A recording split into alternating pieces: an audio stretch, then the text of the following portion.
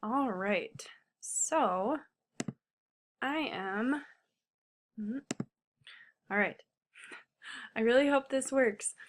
This is a new thing for me, this screencast-o-matic. So, to get started, my name is Erin McWilliams. I'm one of the grad students in this class, and my vocal hygiene presentation is focused on educators. So I'm going to give this presentation as if I was giving it to a group of educators. All right, so here we go. Just a little overview of what I will be talking about. We're going to talk about what vocal hygiene is. We're also going to talk about why is it important, especially for educators, teachers who are talking a lot during the day. Why is it important that you know about vocal hygiene? We're going to talk about identifying problems with vocal hygiene. If you have problems, if you don't. If you do, how to identify those and how to know if you're going to need help. We're going to talk about the difference between vocal abuse and vocal misuse. I'll describe that later as sort of a continuum.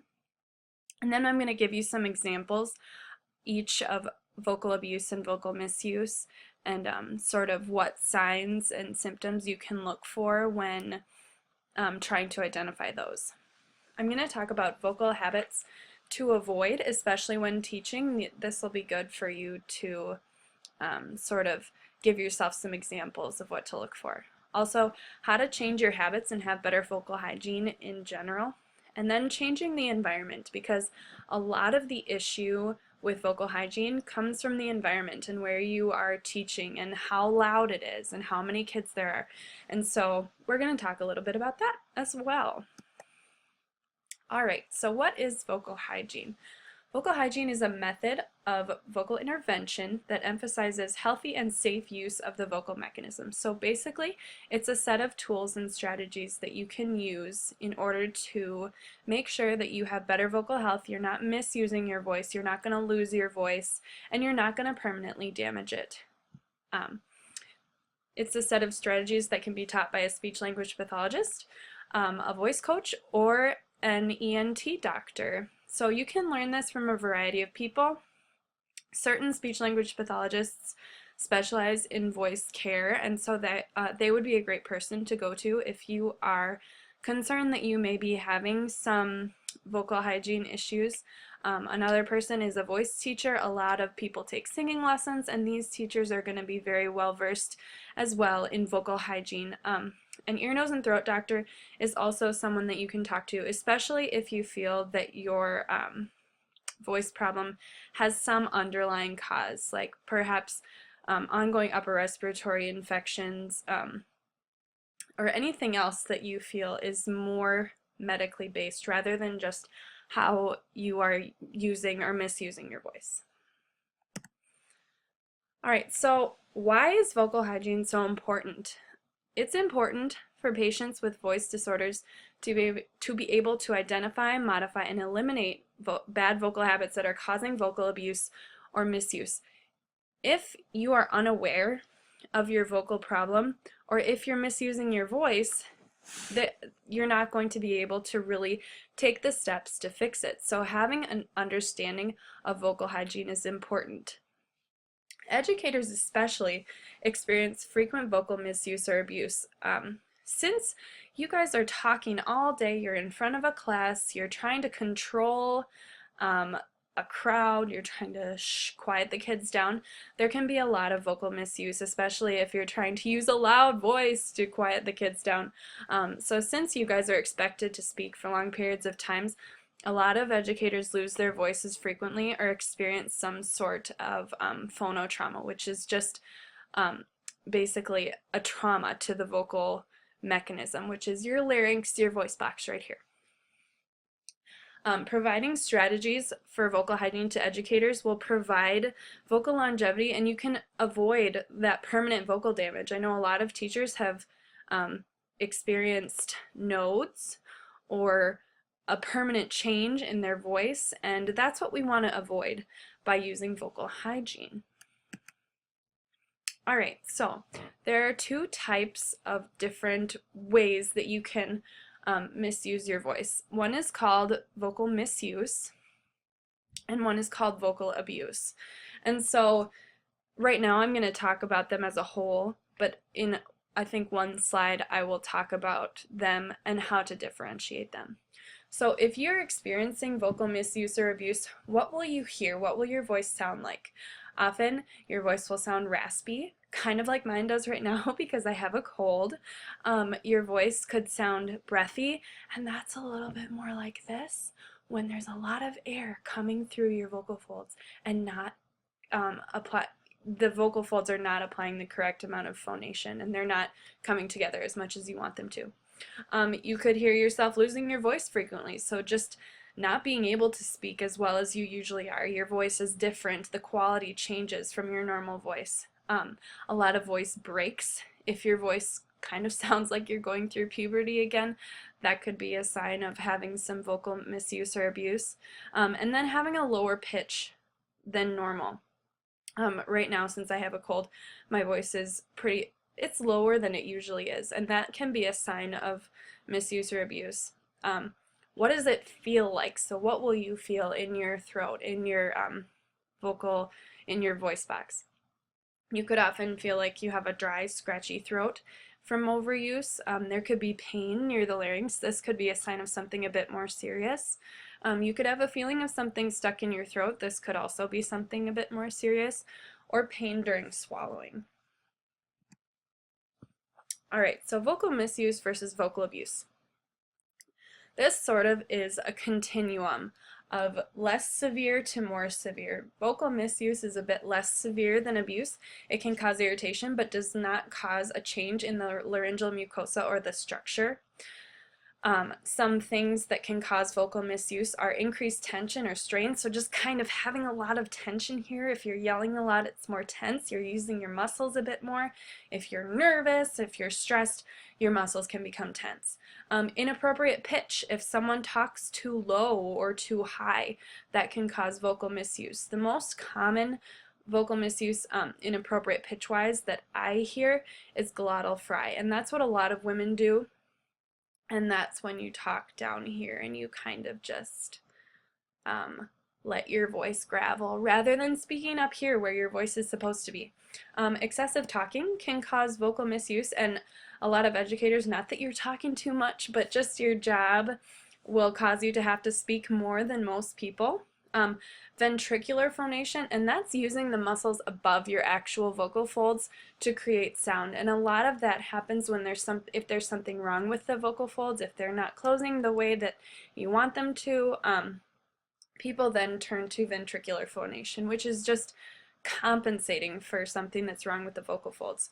And then psychological aphonia and dysphonia, and that's caused by more of a psychological issue.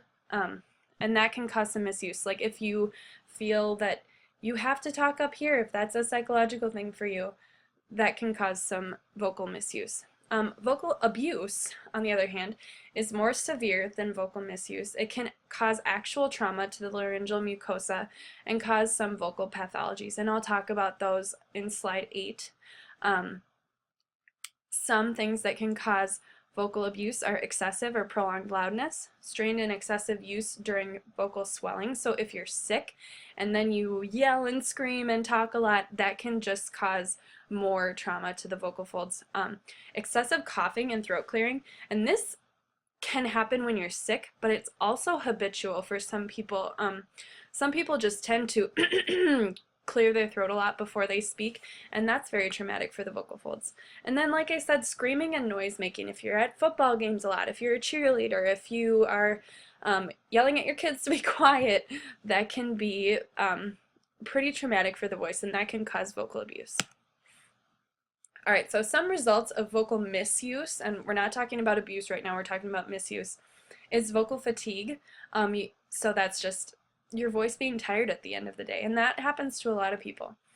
Vocal hoarseness, and so that's sort of like a combination of roughness and breathiness. Roughness, I don't have breathiness on here, but that should be there as well.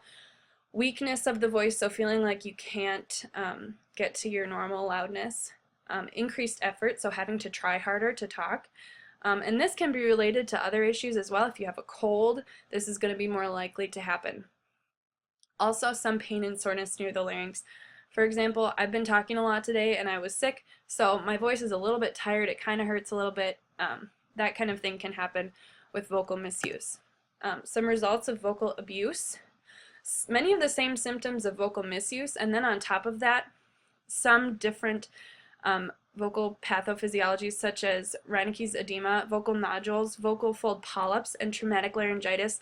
And you may have heard of some of these. Vocal nodules is when there are these little bumps that form on your vocal folds from rubbing together way too much, and those can be pretty dangerous. They'll cause your voice quality to change. Vocal fold polyps are fairly similar to that, except for they don't always occur in the same place and they can be a bit larger. And then traumatic laryngitis. I'm sure everyone has heard of laryngitis, but traumatic laryngitis is usually caused by one event, and that could be yelling or screaming or singing really high, hitting a wrong note or a hard note, that kind of thing. All right, so things to avoid doing. Speaking with a low-pitched, monotone voice, this can be very hard for the vocal muscles because they're not getting stretched and retracted the same way that they would if you were speaking with a more varied tone. Holding your breath prior to speaking. So if you're trying to think of what you're going to say, not holding it in and taking that deep breath and holding it in. So speaking beyond your natural breath cycle. So that means if you're running out of air, just keeping on going and pushing words out rather than taking a breath. Tightening your upper respiratory muscles. So that means like breathing with your shoulders, that kind of thing. That's something you should avoid. Clenching your jaw or teeth, because that can just cause more strain and tenseness in the vocal musculature. And then prolonged use of unconventional sounds. So whispering, for example. Whispering is really hard on your voice if you do it a lot. Growling, grunting, squeaking, yelling, or making sound effects. These are all unnatural for our voice, and so it can be difficult on your voice to do that. Some more things to avoid: throat clearing, yelling, cheering, screaming, prolonged talking, talking in noisy situations, which can just make you talk louder, addressing large groups without amplification, singing beyond your comfortable range, nervous habits like getting really tense, and speaking during exercise. Those are also things that you should avoid. So changing your vocal habits, things that you should be doing. Support your voice with your breath. Don't make your vocal folds do all the work. Give yourself a really nice, big, deep breath in, and then your phonation will come easier.